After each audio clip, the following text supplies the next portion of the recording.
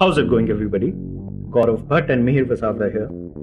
You're listening to the Express Sports Podcast and it's game time. Recently, a basketball fan in US bought a video clip of a LeBron James dunk for a paltry sum of $200,000. Now, that's called buying an NFT. If you're confused, join the club. Today, we will talk about this latest craze in not just the sporting world, but overall also, NFTs or non-fungible tokens. It's a very bizarre subject to explore. So we three will be tackling it head on. Producer Shashank will be part of the conversation. But Mihir, let's start with you first. How much do you know about this funny business of buying an NFT? To be honest, till last night, I did not know that much. I was really looking forward to this episode, Gaurav, because it is after, 1.5 years that three of us are back in our studio recording an episode. And मैं सोचा कि थोड़ा सा हम कोई वही routine सा Kohli captain क्यों नहीं है टाइप का एपिसोड कर लेंगे. हमने सोचा था खूब जमेगा रंग जब And then Gaurav ने out of syllabus एक question डाल दिया yesterday on our WhatsApp group saying कि let's discuss NFTs. And vaguely ये सब्जेक्ट थोड़ा जानता था, but then I started digging up more and it was damn fascinating, Gaurav, because you mentioned LeBron James. Now, it's unbelievable to me that in the same week, this is in March 2021, coincidentally, the last time, Gaurav, you and I recorded a podcast in the same area, in the same room. But in that 1 week, there was an animation of a cat shooting a rainbow that was sold for $590,000. There was a pixelated drawing of a CryptoPunk that was sold for $1.5 million. There was a custom song which was gone for $3.6 million. And there was a 10-second video clip of an artist that went for $6.6 million. वो last वाला मैंने खरीदा है. Basically हम ये कहना चाह रहे हैं कि स्टार्टिंग में अगर तो किसी को आपको ये पॉडकास्ट अच्छा लग रहा है तो वेल इट्स एन आइडिया. पर I mean it is such a bizarre thing to happen, Gaurav. हमें नहीं पता है what NFT is because basic concept शायद हम समझ जाते हैं, but as a subject it is so confusing and deep कि शायद we'll require you to decode it for us. Yeah, how do you buy a photo online and claim that it's yours? Or how do you buy a tweet or something so digitally abstract? I don't know why you guys are looking at me for answers. Because you were the one who suggested this. Because इसमें मेरा खुद का स्वार्थ था कि शायद मुझे कुछ समझ में आ जाएगा. But firstly, if you guys noticed, जैसे मिहिर का वैल्यू जो रकम वो बता रहा था started increasing, his volume level started going down for some reason. 300,000, 450,000, 1 million.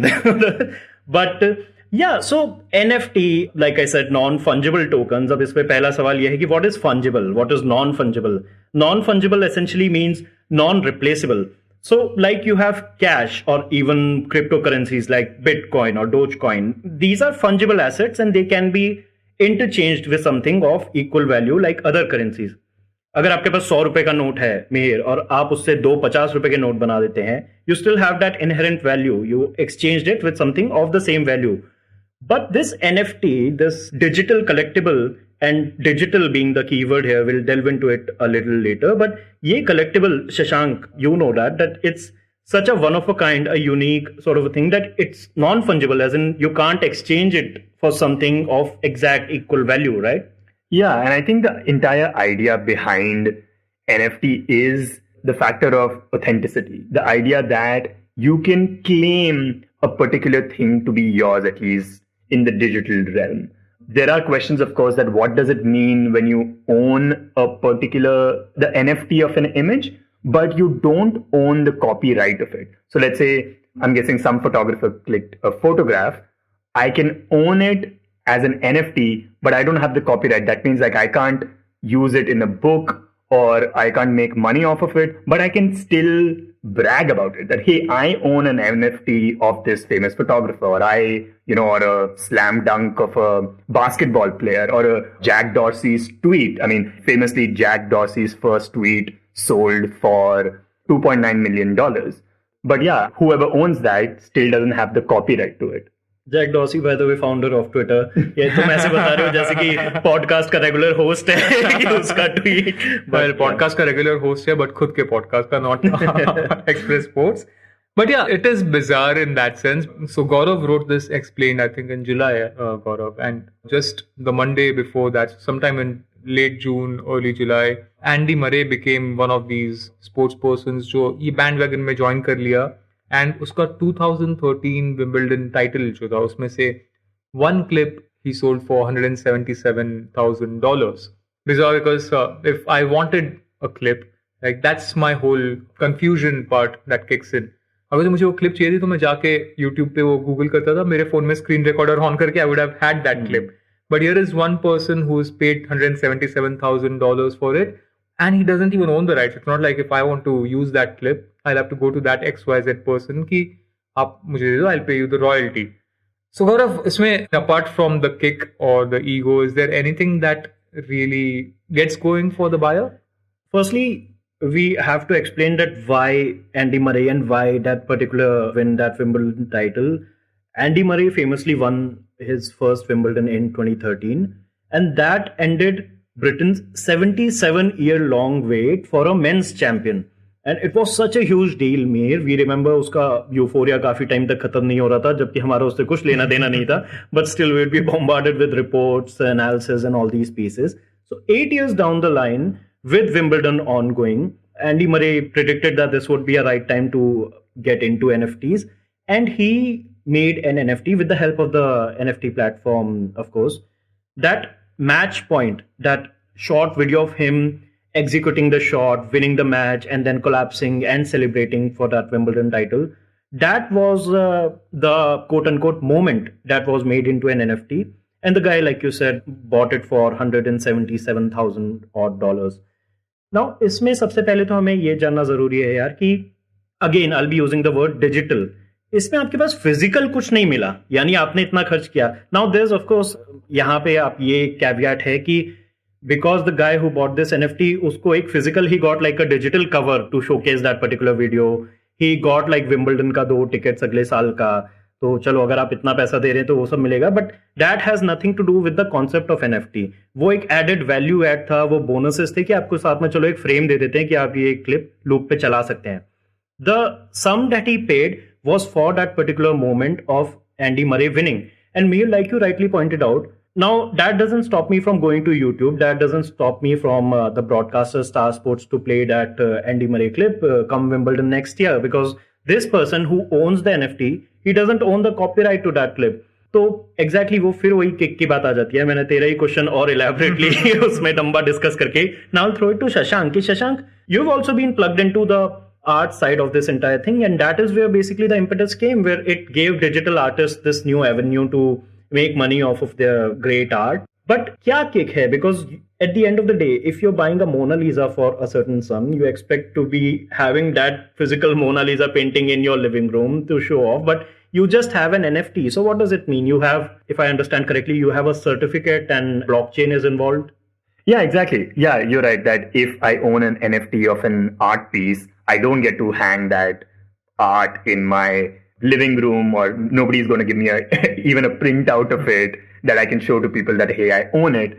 But in the blockchain space, and I think we need to explain the difference between NFT and blockchain. So the difference between NFT and blockchain, which is that NFT is essentially a certification. It gives you a certificate of authenticity that you are the owner of this particular piece of digital art. But a blockchain is the infrastructure, the security mechanism that supports it. And the way a blockchain works is that anybody can go like access that blockchain and know who exactly the owner of that particular NFT is. And sometimes when you buy an NFT, you can even set royalties on it. So let's say if I buy an NFT and I set royalties on it, I can then sell this NFT to someone, they can sell it to someone else. And with each purchase, I will keep earning money off of it. So again, I don't get to hang it anywhere, but it's pretty well documented within the blockchain system that I am the original owner of it. And coming back to the point about, what's the point? Other people can still access it, or other people can also buy it. I think when you're trying to do that, you're essentially trying to explain human behavior, which is a lot more complicated than Basically, is ego and greed. Not ego and greed, but there's something to it. Something, the idea that you want those bragging rights. Ego and greed. And also, coming to think of it, the offline sort of art world also operates in that sense, right? Sometimes a lot of people with a large amount of disposable incomes will also buy a lot of art, but may not see it because it's in their warehouse. How often are they seeing that artwork that they're buying? You can only have, your wall is also limited, right? You can't hang everything in it. Yeah. So a lot of times your art is lying in the warehouse. So there's an argument to be made that, okay, how often do you access that, or how often do you see that? So essentially, the way I understand it is those bragging rights and what we are now considering, what people are considering to be valuable. Yeah, I get what you're saying, but the last point, I think, even if it's lying in his warehouse, it's not out there for sale for anybody else to buy, right? And that's the difference, because इधर आप अगर एक JPEG है Mihir, एक GIF file है, या एक छोटा सा video clip है, like we're talking about in the case of Andy Murray, I can just go to Google Images and type Nyan Cat, the meme cat that you mentioned that shoots out, that rides on a rainbow with a very atrocious soundtrack to it. That meme is one of the most expensive NFTs to be sold this year, and I can still just Google Nyan Cat and have like hundreds of those JPEGs and GIFs and video clips for me to download. So I think that is where that thoda sa lack of comprehension, because it's difficult to understand. But Mihir, it's not just Andy Murray or LeBron James, right? Because leagues themselves, and when we're talking about the LeBron James example, the slam dunk, इसमें यार NBA just went gung ho into the NFT business. उन्होंने पूरा tie up कर लिया league ने. They started putting out these slam dunk collectibles, और हर चीज is an NFT. They are tiered according to the rarity. और ये सब चीजें लीग्स जब इसमें घुस गई, then it's individual athletes तो obviously करेंगे, but leagues के साथ में एक that brings another layer of quote unquote authenticity to this whole business, because now Premier League is planning to do that. I think something of that nature happened with Lionel Messi also when he joined PSG, and his welcome package included some NFT collectibles or something like that. So I think वो भी एक factor है कि हम इसकी बात करते रहेंगे, और आज हम स्पोर्ट्स पॉडकास्ट पे इसलिए डिस्कस कर रहे हैं क्योंकि the sports leagues, the sporting superstars are going into this full steam. Absolutely, and it's amazing always how the American leagues and American teams go about these things. They are not shy about any of the marketing gimmicks that they do, and it happened with the NFTs as well. I mean, from your explained itself, Gaurav, I'll quote that in the first quarter of 2021, they had reported earnings of $500 million just from NFT, and that explains the kind of market this is turning out to be. And it's not just them. I mean, if you look at what's happening elsewhere, then you have Sora, the fantasy soccer game, NFT game. They had raised $680 million in funding. Another NFT game, Kryptonites, they said that they would use $250 million to kind of scale up their operations. So we are talking about hundreds of millions of dollars, not hundreds of dollars, that are being pumped into this. And although it might be sounding confusing to us, but there is an emerging market for it. Now, this is a totally different subject perhaps for us that we are delving into. But India में, Asia में ये कितना होगा, that I'm very excited to see, very curious to see, because Shoaib Akhtar has launched his NFT thing in June. अब होता ये है कि थोड़ा सा I'll be generalizing, but India में हमारे पास I don't know whether it's the whole thing कि आप जहाँ पर पैसे डाल दोगे वहां पर हम बंद कर देते हैं चीजें. Is OnlyFans a good example here? What I mean to say is कि the moment you ask and subscribe to OnlyFans. So, the moment you Does it still have porn? it does. Oh, That's okay. why. Yeah. Okay. So far. Yeah. So I haven't paid for porn yet. That's exploitative. But we'll get into that in another podcast. Yeah. So my whole point here is that we've seen with so many other platforms कि the moment many of us in South Asia and India, we are asked to pay up for something, we kind of take a step back. Whereas in US, maybe it's just the disposable income जो उनके पास होती है, booming economy, whatever. They have that spending power to spend hundreds of thousands of dollars on these things, and this kind of enables the industry to thrive. I don't know the concept of NFT in India कितना successful होगा. So we can make that argument about the art world as well, right? The offline art world. Like sure, people here are hesitant about spending money on, all sorts of things, but there is still an art scene in India. People still go and buy art and paintings and things like that. So people with disposable income, I think they would still go for it. Like, I'll tell you, so my cousin, she's a budding artist, and she only recently got to know about NFTs. And she does digital art, and she registered herself on, these platforms, WazirX being one of them. And yeah, some of her digital artwork has now been sold through NFT. And Gaurav, you asked me this earlier about what is it doing to artists. See, earlier, when you had to sell your art, you need a gallery space. You need to have connections. You need to know people to get you to that space. And then people will visit the gallery, know about you. Too much of work. It's too much of work. It all depends on connections or just how popular you've got over time. But now with this, it's broken that system in a way. It's like cryptocurrencies itself. It's sort of decentralized that. And yeah, so she's managed to sell some of her artwork in the form of NFT. So I think people with disposable incomes would still go for it. What do you think, Gaurav? Yeah, I think good 2 points made by both Mihir and Shashank here. Because Shashank, in fact, Mihir, sports mein, I don't know kitna hoga, but Bollywood and cricket are jumping into NFTs abhi bahut zyada. Amitabh Bachchan, the week that we're recording, he launched his own NFT, and he'll be going into it. Cricket ka ek platform ban raha hai where people will be selling NFTs of cricketing moments or something like that. And WazirX marketplace that Shashank just mentioned, it's also hosting NFT collectibles dedicated to Indian Olympic medalists. So I think craze badega hi. Indian Express, I remember reading an article on Indian Express itself, jahan pe the paper interviewed a certain guy who's selling these NFT digital arts, a certain Mr. Singh, and he said ki 35 he has sold so far. Though most of the sales have been to buyers outside India, which I think goes back to what Mihir was saying. Mihir, US ka, the example that you give, in fact, Western markets ka, the examples that you give, I think एक culture का भी बात कहीं ना कहीं आ जाता है because वहाँ पे sporting memorabilia and sporting collectibles has always been a sort of a passive income for people. और वो hobby हम मान सकते हैं कि चलो art में तो बहुत ज़्यादा if you're this highbrow art aficionado तो आप खरीदेंगे वो, but वहाँ पे people get into these collectible cards and they'll buy them, get them autographed by whatever Mickey Mantle or Babe Ruth or whatever, और फिर they hope कि it appraises in value 70 साल बाद कुछ ऐसा हो जाएगा कि it will be one down payment for my mortgage. तो वहाँ पे ये culture पहले से ही काफी ज्यादा ingrained था. और वहाँ पे I know you guys must have heard of the company called Topps. Topps trading cards बनाते हैं सबसे ज्यादा US में. It's almost like the Mattel of collectible cards, trump cards. Now they have signed an NFT. They know which direction the wind is blowing. Yeah. So they know कि physical cards में अब वो बात नहीं रही यार. Physical collectible जितने बनने थे, जो जिसके पास जमा होना था वो हो चुके हैं. Now they've also ventured into NFTs and they are also thinking कि हम ऐसा digital one of a kind collectible बनाएंगे which would be so appealing कि लोग खरीदेंगे.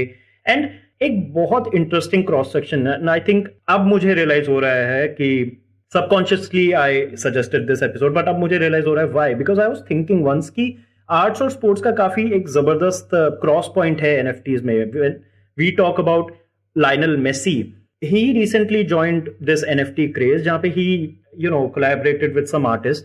उसने 5 moments Messi की life के he made into some very nice art. तो वहां पे it still makes sense because it's not a JPEG or a GIF or a video of Messi scoring a goal. He took inspiration from those particular moments. और उसके आसपास there's one where Messi is the king on a chessboard and he's against all these pawns. So he's interpreting that sport into that art medium, which kind of makes sense, which kind of made me realize कि चलो ठीक है, maybe there is a market. हमें शायद मेरे को शायद नहीं समझ में आएगा. And like you said, Indians क्या पता, जनरलाइजिंग है, जल्दी से पैसा नहीं डालना चाहते. बट हाँ, speaking of which, express podcast next month $20 per month जा रहा है, तो आप लोग अभी से आदत डाल लीजिए. But which reminds me, we've been talking about NFTs that are so expensive or sold for millions of dollars. हम सस्ते में नहीं जाएंगे. मैं भी बोल रहा हूँ. But I just want to tell listeners that you will find NFTs that are priced much, much lower. So it's not like the Yeah. uber rich that are buying NFTs. But Express Sports' minimum value is $200,000. So, I mean, just to make it clear. I was waiting for Shashank to drop the link to his aforementioned cousin's artwork NFT because थोड़ा मुझे यहाँ vested interest समझ में आ रहा है. But, like Gaurav, you mentioned about how in the West they use it. One example that I found really interesting of how perhaps this digital assets are being used is when a group of Romanians, they gifted Nadia Comaneci NFT of her Perfect 10 effort on her 45th anniversary. So I'm sure, I mean, while we make fun of it and we kind of make a light of it, there are ways where people will use it to make it memorable. We'll always find a way, but काफी ego और greed भी होगा. Yeah. Absolutely, यार. ये again goes back to the culture. We've had Olympic pin traders, यार. People who've been to every edition of the Olympics. They ensure that इस बारी तो खेल नहीं हो पाया, as you know, but वो ensure करते थे कि हर Olympic इस बारी edition हुआ, not at that scale, but हुआ फिर भी, where people, locals landed up and they used to wait outside the security screening guards or screening zones of media guys, and I traded a couple of pins. Oh god. So it happens. People are crazy. And वो एक physical change जो है, perhaps I'm being too traditionalist in that sense, पर उसका thrill तो कभी नहीं जाएगा. I know, but that goes on to show the example that you just mentioned कि इस बारी भी अगर हो रहा है, so there are these hardcore pin traders जो हर बार पहुंचेंगे यार. अभी पेरिस में होंगे, लॉस एंजल्स, वो हमेशा जाते ही रहेंगे हमेशा. And Olympics also, IOC has also recognized कि यार NFT craze चल रहा है. So they've made all these NFT digital memorabilia, past editions का सारे stamps, every poster is there in digital form for you guys to buy for if you have 200,000 lying around as spare change. Shashank, before we wrap up the episode, I want to come to you about the downsides of this, this trend, because, and again, it's not a new thing. NFTs have been around in one form or the other before 2021, 2018, 2017 se bhi hai. But I want to ask you about what are the downsides, because एक तो I can just, I don't know, just as a skeptic, ऐसा लगता है कि यार कोई भी ऐसा emerging market होता है, खासकर अभी crypto currencies में, it's so volatile that you don't know कि अभी मैं इस craze में, I'll buy in and I'll, dip my feet into it, but suddenly I'm head deep और मुझे समझ में नहीं आ रहा कि यार अभी इसका पैसा बढ़ेगा कि नहीं, या मैं क्या करूं, नीचे गिर गया. क्रिप्टो में होता है, मेरे डोज कॉइन्स का पैसा बढ़ ही नहीं रहा है, नो व्हाई. बट वो तो चलो है ही है, बट क्रिप्टो के साथ जो एक और चीज है, Shashank, the biggest concern, and it applies to NFTs also, is the environmental bit. So वो कितना ज्यादा यहाँ पे salient है? Yeah, the environmental concerns around NFTs and cryptocurrencies is huge. Like, so Bitcoin, which is the most popular cryptocurrency out there, right now it consumes 110 terawatt per hour, which is the equivalent of the yearly energy consumption of Malaysia or Sweden. I mean, cryptocurrencies per se are not to blame. It's the infrastructure that supports it, which is blockchain. And because it requires a lot of computing power to keep that system going, to keep that system secure. And that is, I mean, the environmental impact, the greenhouse gases that are emitted by it, through it, is just enormous. That's why a lot of people, artists, for example, they have come out and criticized this, saying that, okay, fine, like on one end you have sort of enable artists to earn money, but on the other hand, environmentally, it is not sustainable. Like the kind of energy consumption that we are seeing these blockchains use is enormous. So yeah, that's been part of the backlash against NFTs and against cryptocurrency, the infrastructure, the blockchain infrastructure that Shashank mentioned. But yeah, hopefully this episode was informative enough, और hopefully कुछ prospective buyers मिल जाएंगे फिर हमारे जो NFTs launch करेंगे. I don't think हम लोग जितना मतलब informative I'm guessing, but थोड़ा सा अगर जो if you guys found कि structure थोड़ा सा missing था, then we were also kind of talking and stumbling upon one new topic to another as we were on it. I think we were just excited to Talk record about this something, together. Together, yeah, That's true. Right. So yeah, hopefully this episode also doubles up as this week's Our Own Devices, our tech podcast. दोनों का थोड़ा मिश्रण हो गया, तो वो वाला मत सुनना, ये वाला दो बारी सुन लेना. All right, everybody. On that note, let's wrap up for today. Stay tuned to the Express Sports Podcast for game time every Saturday. But more importantly, stay safe. Adios. You were listening to Express Sports by the Indian Express. This week's show was edited and mixed by Suresh Pawar and produced by me, Shashank Bhargava. If you like the show, then do subscribe to us wherever you get your podcasts. You can also recommend the show to someone you think will like it, share it with a friend or someone in your family. It's the best way for people to get to know about us. You can also tweet us at Express Podcasts and write to us at podcasts@indianexpress.com.